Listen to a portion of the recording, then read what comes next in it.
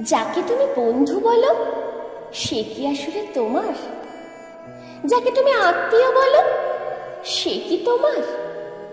যাকে তুমি তোমার খুব কাছের মনে করো সে কি তোমার?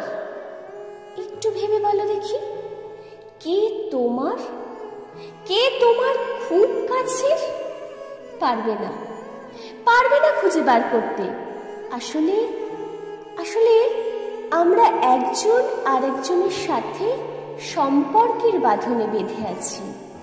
দূর থেকে মনে হয় সবাই আমার, সবাই আমার খুব কাছের, ভীষণ আপনজন।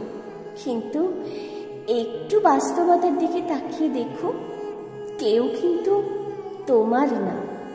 দিনের শেষে তুমি আসলে একেবারে একা, একদম একা।